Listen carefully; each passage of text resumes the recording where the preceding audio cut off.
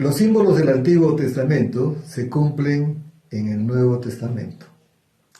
Es decir, los rituales que vimos el domingo pasado de Levíticos 16, lo único que hacen es simbolizar el sacrificio de Jesucristo, nuestro Señor y Salvador.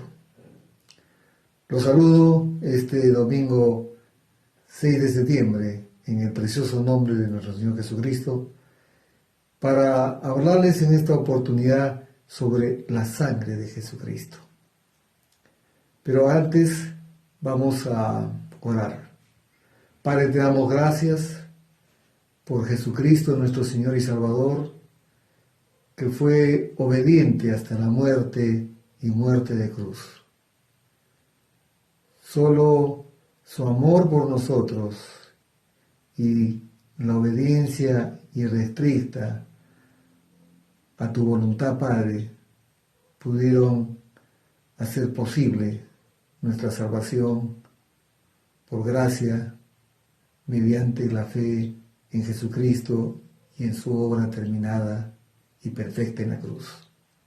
Gracias, Padre, te damos por este domingo y por todos los que hoy día ven y oyen este mensaje. Te pedimos, Padre, que el Espíritu Santo selle en nuestros corazones las palabras de este mensaje, palabra de Dios, palabra que nos trae consolación, palabra que nos trae la convicción de que tu voluntad es buena, agradable y perfecta para nosotros. Gracias, Padre, en el nombre de Jesucristo, nuestro Señor y Salvador. Amén.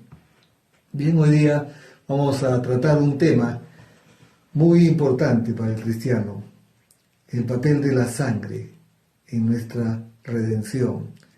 El tema para hoy día es la sangre de Jesucristo. Y vamos a ir a Efesios, capítulo 1, versículo 7, pero siempre es bueno leer desde antes, o sea, tener el contexto de lo que está diciendo la palabra. Y porque nunca debemos de quedarnos solamente en un versículo, sino ver el contexto antes y después de la cita que hemos preparado para explicar algún tema.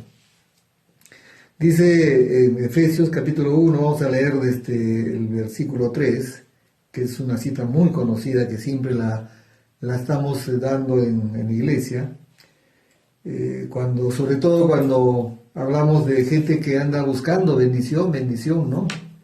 Y dice la palabra en Efesios 1:3, bendito sea el Dios y Padre de nuestro Señor Jesucristo, que nos bendijo, tiempo pasado, con toda bendición espiritual en los lugares celestiales en Cristo, según nos escogió en Él antes de la fundación del mundo, para que fuésemos santos y sin mancha delante de Él, en amor, habiéndonos predestinado para ser adoptados hijos suyos por medio de Jesucristo, según el puro afecto de su voluntad, para alabanza de la gloria de su gracia, con la cual nos hizo aceptos en el amado, en quien tenemos redención por su sangre, el perdón de pecados, según las riquezas de su gracia. Vamos a ver, continuando un poco lo que vimos el domingo pasado, que así como había dos animales en la ofrenda por los pecados, en el Antiguo Testamento, en el Antiguo Pacto, vamos a ver que también la redención de Jesucristo es por medio de dos maneras también. Vimos que en el sacrificio Aarón pidió dos machos cabríos, ¿no? Uno que lo iba a sacrificar y otro que lo iba a, luego de poner sus manos y declarar y confesar los pecados del pueblo, lo enviaba vivo hacia el desierto. Pues son dos maneras que también vamos a encontrar como símbolo de lo que Jesucristo hizo por nuestra salvación. La primera es el derramamiento de sangre. Ya hemos visto la cita de Efesios 1:7, que dice: en quien tenemos redención por su sangre, el perdón de pecados según las riquezas de su gracia. Y la segunda manera era la identificación de Jesucristo con el pecado. Vemos en 2 Corintios 5:21, una cita también muy conocida, que dice: aquel que no cometió pecado, lo hizo por nosotros pecado, para que nosotros fuésemos hechos la justicia de Dios en él. Aquel que no cometió pecado. ¿Quién es aquel que no cometió pecado? Jesucristo. Entonces, el justo muere por los injustos. Aquel que no cometió pecado lo hizo por nosotros. ¿Quién lo hizo? Dios lo hizo pecado. O sea, Jesucristo se identificó con el pecado. Siendo justo, tomó la identidad del pecado para que con su sacrificio pudiera librarnos del pecado y de la muerte. O sea, junto con su muerte murió también el pecado. Entonces, aquel que no cometió pecado, lo hizo por nosotros pecado, para que fuésemos hechos la justicia de Dios en él. Y estamos hablando sobre la sangre de Jesucristo, y dice Apocalipsis 1:5 que la sangre de Jesucristo lavó el pecado. Vayamos a Apocalipsis capítulo 5.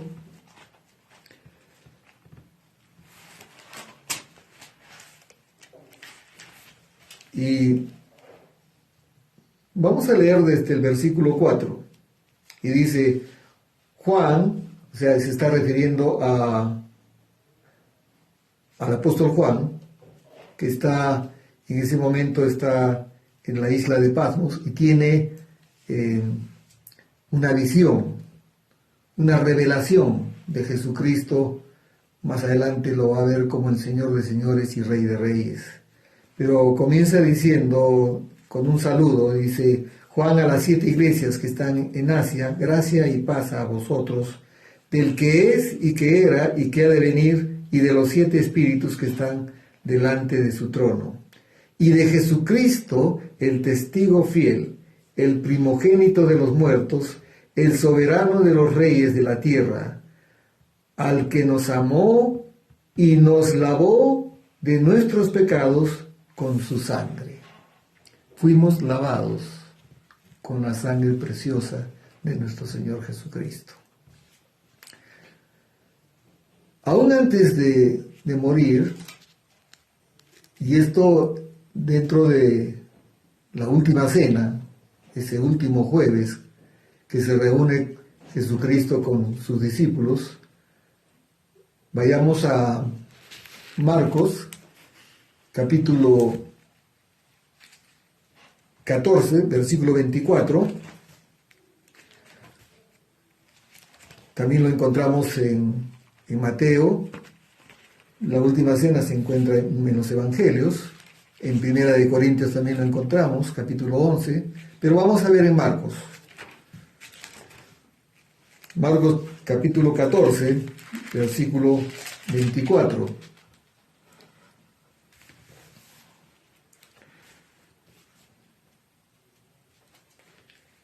Esto dentro de la institución de la Cena del Señor.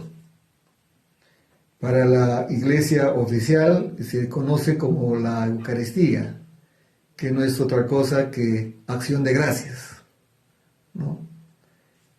O misa. Para nosotros es la Cena del Señor. Y dice, vamos a leer el versículo desde el desde el 22.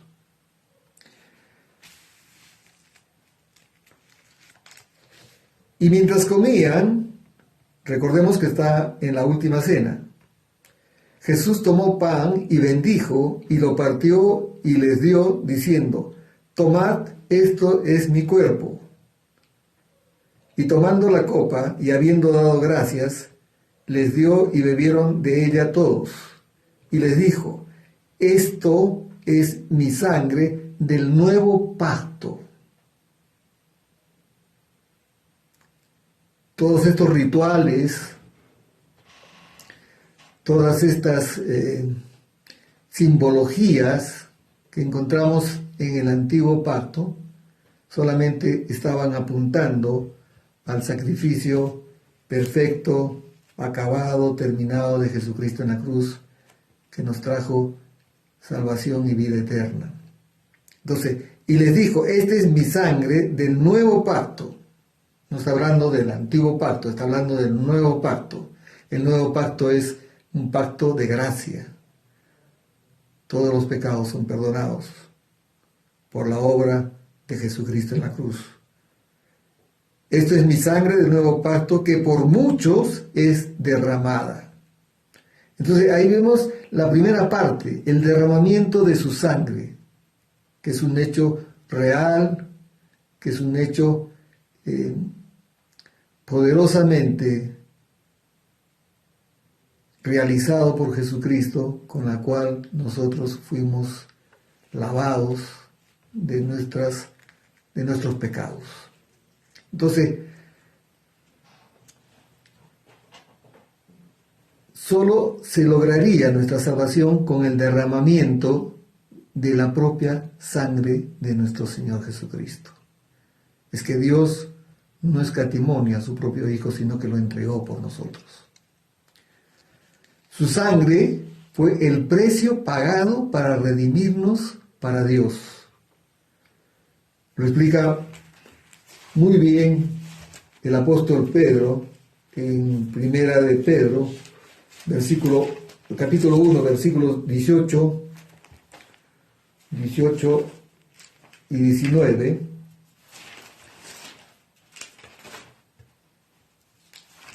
Primera de Pedro, capítulo 1, versículos 18 y 19. Dice, bueno, vamos a leer desde antes, desde el versículo 13. Está hablando el apóstol Pedro y dice: por tanto, ceñid los lomos de vuestro entendimiento, sed sobrios y esperad por completo en la gracia que se os traerá cuando Jesucristo sea manifestado. Como hijos obedientes, no os conforméis a los deseos que antes teníais, estando en vuestra ignorancia, sino como aquel que os llamó es santo, sed también vosotros santos en toda vuestra manera de vivir. Porque escrito está: sed santos porque yo soy santo. Y si invocáis por Padre a aquel que sin acepción de personas juzga, según la obra de cada uno, conducíos en temor todo el tiempo de vuestra peregrinación, sabiendo que fuisteis rescatados de vuestra vana manera de vivir, la cual recibisteis de vuestros padres, no con cosas corruptibles como oro o plata, sino con la sangre preciosa de Cristo, como de un cordero sin mancha y sin contaminación, ya destinado desde antes de la fundación del mundo, pero manifiesto en los postreros tiempos por amor de vosotros, y mediante el cual creéis en Dios, quien le resucitó de los muertos y le ha dado gloria, para que vuestra fe y esperanza sean en Dios. Entonces, aquí encontramos que la sangre de Jesucristo fue con la que pagó por nuestra liberación. No fuimos comprados ni con oro ni con plata, sino con su sangre preciosa. Fuimos comprados. Esa es otra terminología también que aplica a la redención. La redención en el griego tiene dos palabras, agorazo y exagorazo. Agorazo es ir al mercado de esclavos y comprar un esclavo. En ese tiempo, la esclavitud era una entidad reconocida, o sea, era aceptada la esclavitud. Entonces uno iba a un mercado de esclavos y compraba un esclavo. Entonces, para ese acto está la palabra agorazo. Pero exagorazo, que es lo que pasó con nosotros, es ir al mercado de esclavos, comprar un esclavo, y nosotros éramos esclavos del pecado, para nunca más ser esclavos. Entonces,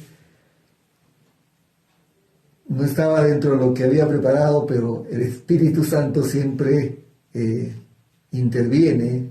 Es más, el Espíritu Santo es el que guía al que entrega el mensaje, porque finalmente el mensaje no es mío, sino es de Dios. Entonces, qué bueno que el Espíritu Santo puso en este tiempo, en este momento, esa explicación de lo que es la redención. Fuimos comprados del mercado de esclavos, pero no a precio de oro ni de plata, sino de la sangre preciosa de nuestro Señor Jesucristo. Ahora, vamos a ver que, haciendo una comparación de esos ceremoniales, esos rituales,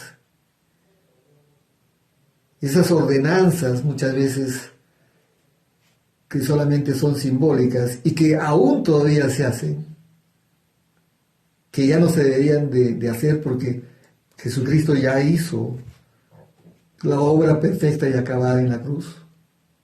Ya no hay que simbolizar nada porque ya lo hizo Jesucristo, solamente hay que creer en Él y en su obra perfecta y terminada en la cruz. Pero estamos haciendo una comparación de los símbolos del Antiguo Testamento, cómo es que se cumplen en el Nuevo Testamento. Y diremos que mientras que la sangre de animales tenían efectos temporales y externos, vamos a ver en Hebreos 9, versículos del 9 al 10, o sea, esos ritos, esos rituales eran únicamente simbologías, eran sombras de las realidades que se iban a dar en el Nuevo Testamento, cuando se revelaría Jesucristo como el Hijo de Dios, en la plenitud de los tiempos, dice la palabra. Entonces, Hebreos 9, versículos 9 al 10, dice, lo cual es símbolo para el tiempo presente, según el cual se presentan ofrendas y sacrificios que no pueden hacer perfecto en cuanto a la conciencia al que practica ese culto, ya que consiste solo de comidas y bebidas de diversas abluciones y ordenanzas acerca de la carne impuesta hasta el tiempo de reformar las cosas. ¿Qué quiere decir? Que todavía en este tiempo hay iglesias que hacen rituales que corresponden al Antiguo Testamento. Ya Jesucristo hizo el único sacrificio que agradó a Dios. Ya lo hizo hace más de 2000 años. Están de más. Lo único que tenemos que, para ser salvos, lo único que necesitamos es creer en Jesucristo y en su obra terminada en la cruz. Veamos Hebreos 10, versículos del 1 al 3. Porque la ley, entonces cuando hablamos de la ley, estamos hablando del antiguo pacto, ya no del nuevo pacto. Porque la ley, antiguo pacto, teniendo la sombra de los bienes venideros, no la imagen misma de las cosas, la imagen misma de las cosas es el sacrificio de Jesucristo en la cruz. Nunca puede, por los mismos sacrificios que se ofrecen continuamente cada año, hacer perfectos a los que se acercan. De otra manera, cesarían de ofrecerse, pues los que tributan este culto, limpios una vez, no tendrían ya más conciencia de pecado. Pero en estos sacrificios, cada año se hace memoria de los pecados. Todos los años se repetían las mismas ceremonias y nunca se dejaban de hacer, porque tenía que llegar el Salvador, el que tendría que hacer el único sacrificio que agradaría al Padre y por el cual somos salvos. Entonces, la sangre de los animales tenía efectos temporales para ese día y externos, o sea, algo que se podía ver, como lo vemos ahora, ¿no es cierto? Ritos, señales, pero Jesucristo ya hizo el sacrificio.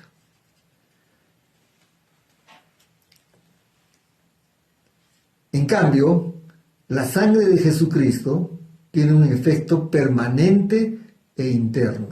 Veamos Hebreos 9, 12 al 14. Dice la palabra de Dios: y no por sangre de machos cabríos ni de becerros, sino por su propia sangre. ¿Se dan cuenta, hermanos? Entró una vez para siempre en el lugar santísimo, habiendo obtenido eterna redención. Porque si la sangre de los toros y de los machos cabríos y las cenizas de la becerra, rociadas a los inmundos, santifican para la purificación de la carne, ¿cuánto más la sangre de Cristo, el cual mediante el Espíritu Eterno se ofreció a sí mismo sin mancha a Dios, limpiará vuestras conciencias de obras muertas para que sirváis al Dios vivo? Tenemos un Dios vivo. Tenemos un Dios con el que podemos hablar y Él nos puede responder. Tenemos un Dios con el que podemos tener comunión, como la tiene un padre con su hijo, un hijo con su padre. Entonces, esos rituales, esos ritos están de más, hermanos. Eso es lo que está diciendo. No lo digo yo, lo dice la palabra de Dios. Entonces, la sangre de Jesucristo produce un efecto permanente. La sangre de Jesucristo sigue limpiando los pecados del hombre. Es algo interesante. En este mismo instante, Dios está escuchando esa sangre, que esa sangre está hablando por nosotros. Y esa sangre le está diciendo que Él pagó ya el precio por nuestros pecados. Entonces, el efecto permanente de la sangre de Jesucristo sigue vigente y es interna. Nos lavó de nuestros pecados, dice Apocalipsis 1:5, ya lo hemos visto. La sangre de Jesucristo habla por nosotros, es lo que les estaba tratando de explicar. Y además nos respalda, Hebreos 12:24.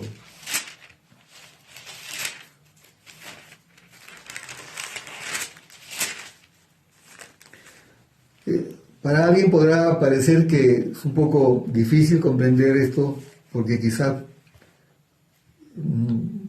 lo han escuchado una vez o dos veces, o quizás nunca lo han escuchado, pero es tiempo que vayamos a la verdad de Dios.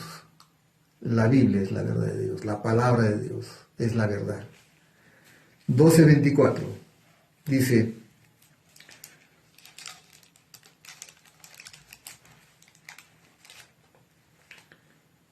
vamos a leer desde el 18.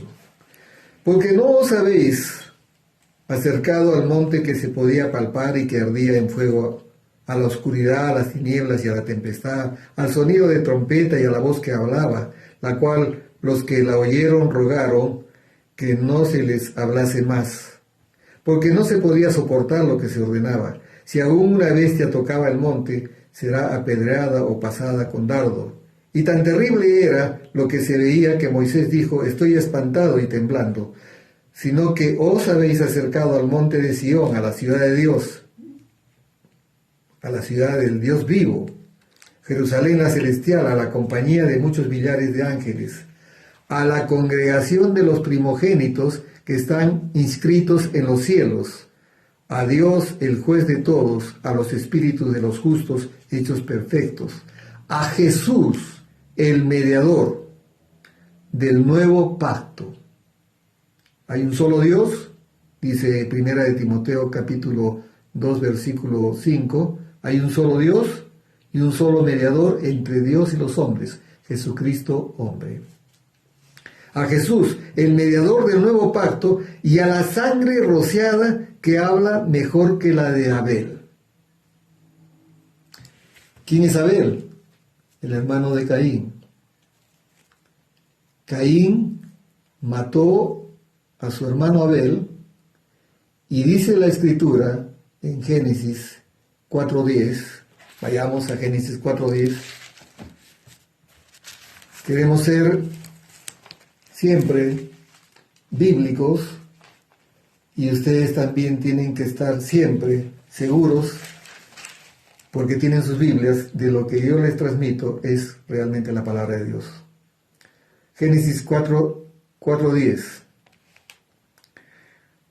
Desde el 8 vamos a leer. Y dijo Caín a su hermano Abel: salgamos al campo. Y aconteció que, estando ellos en el campo, Caín se levantó contra su hermano Abel y lo mató. Y Dios dijo a Caín: ¿dónde está Abel tu hermano? Dios no sabía, sí sabía. Y él respondió: no sé, ¿yo soy acaso guarda de mi hermano? Y miren lo que dice el versículo 10. Y él le dijo, Dios le dijo, y él le dijo: ¿qué has hecho? La voz de la sangre de tu hermano clama a mí desde la tierra. Y a eso se está refiriendo Hebreos. ¿La sangre hablará? Sí, la sangre habla. Porque hemos visto inclusive en el mundo secular que, aunque traten de limpiar la zona de un crimen, la policía tiene sus procedimientos para descubrir que hubo sangre ahí, ¿cierto? La sangre habla. Y la sangre de Jesucristo está hablando en este momento de perdón y de redención.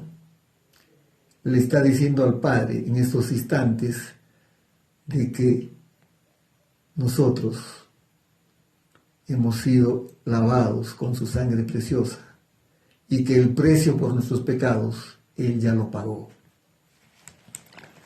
Entonces, la sangre de Jesucristo, dice Hebreos 12:24, habla mejor que la de Abel. Y la sangre de Jesucristo tiene poder. Poder para liberarnos. Poder para salvarnos.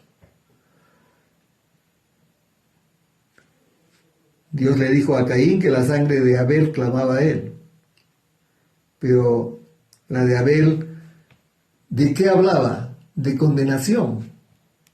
En cambio, la sangre de Jesucristo, ¿de qué habla? De perdón y redención. Es que la sangre de Jesucristo es nuestro recibo, hermanos. El derramamiento de sangre hecho por Jesucristo significa que derramó su vida y la derramó por nosotros, el justo por los injustos. Y Levíticos habla algo que es una realidad. En la sangre está la vida. Levíticos capítulo 17,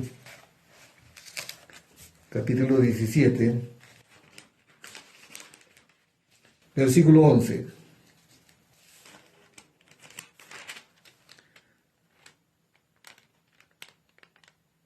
Porque la vida de la carne en la sangre está, y yo os la he dado para hacer expiación sobre el altar por vuestras almas, y la misma sangre hará expiación de la persona.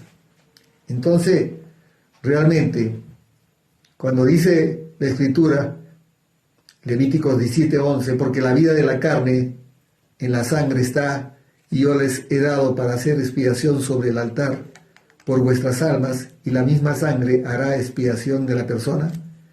Jesucristo en el altar divino, en el altar celestial, derramó su sangre preciosa. Es decir, derramó por nosotros su vida.